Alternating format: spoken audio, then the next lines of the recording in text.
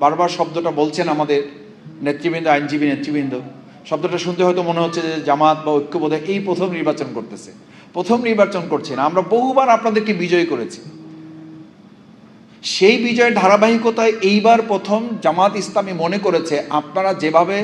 নির্লজ্জভাবে মানুষের ভোটাধিকার হরণ করার আর এক অসম এবং অত্যন্ত অন্যায় প্রতিযোগিতায়, অসৎ প্রতিযোগিতায় লিপ্ত হয়েছেন, এই ধারাবাহিকতায় আপনাদের সাথে আর জোট করে জামাত ইসলামী নিজেদেরকে কলঙ্কিত করতে চায় না। আর এবার আমরা মনে করি এই নির্বাচনের মধ্য দিয়ে আমাদের সবচেয়ে সচেতন অংশ, যে আইনজীবী অঙ্গনে এক সময় বলা হতো যে আইনজীবী অঙ্গন হচ্ছে দেশের শেষ ঠিকানা, যেখানে মানুষ তার আইনের শাসন এবং বিচারের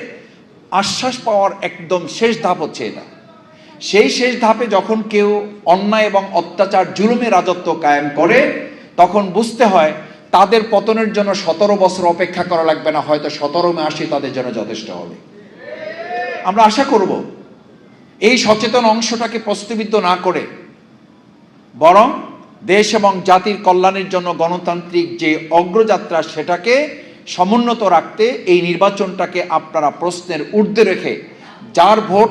সে দেবে, যাকে খুশি তাকে দেবে, এবং আইনের শাসন রক্ষার জন্য একটা যথাযথ পদক্ষেপ কাঠামো বিনির্মাণের জন্য সুপ্রিম কোর্ট বার অ্যাসোসিয়েশন নির্বাচন বাংলাদেশের জগতে একটা উজ্জ্বল নক্ষত্র হিসাবে প্রতিস্থাপিত হবে, সেই প্রত্যাশা আমরা সরকারি দল, নীল প্যানেল যারা আছেন এবং এই নির্বাচন কমিশনে যারা আছেন, আমরা আশা করব যে আপনাদের মধ্যে যেন এরকম উপদেষ্টাদের মতো আবার কোনো রাজশাহী তৈরি না হয়, যারা একসময় বলতে বাধ্য হবেন যে আসলে ভোট দেওয়া হয়েছিল কিন্তু আমরা তাদেরকে জিততে দেই নাই, বিজয় অর্জন করতে দেই নাই, আমরা আরেক দলকে বিজয় অর্জন করে দিয়েছি। এইরকম ভূমিকা নির্বাচন কমিশন রাখবে, আমরা সেই প্রত্যাশা করতে চাই না। কিন্তু এটাও মনে রাখতে হবে, ভোটাধিকার হরণ করতে করতে 2008 সালের যে নির্বাচন, সেই নির্বাচন থেকে শুরু করে 2024 সাল পর্যন্ত আমরা দেখলাম উন্নয়ন করতে করতে করতে করতে মানুষের অস্থিমজ্জা থেকে, মানুষের চিন্তার জগৎ থেকে নির্বাচন এবং ভোটটাকেই বিচ্ছিন্ন করে দেওয়া হয়েছিল। সেটার জন্য তারা 17 বছর সময় নিয়েছিল। কিন্তু আমরা এখন লক্ষ্য করছি আমাদের এই সময় যখন বলা হয়ে থাকে যে আমরা অত্যন্ত ঐতিহাসিক একটা নির্বাচন হয়েছে, সেই ঐতিহাসিক নির্বাচন করে বিজয় অর্জন করা দল, তাহলে আপনারা কেন হঠাৎ করে আবার এই ভোট হরণ করার একটা নির্লজ্জ প্রতিযোগিতা আপনারা লিপ্ত হচ্ছেন? তার মানে বোঝা যায় যে আপনারা এইটা শুরু করার অর্থ হলো 2026 সালের 12ই ফেব্রুয়ারির নির্বাচন যথাযথ হয় নাই, জনগণের প্রতি আপনাদের আস্থা নাই, এটা পৃথিবীর আর কেউ না জানুক, আপনারা জানেন বলে আর নতুন করে আপনারা মানুষের প্রতি আস্থা রাখতে চাচ্ছেন না। আমরা আশা রাখতে চাই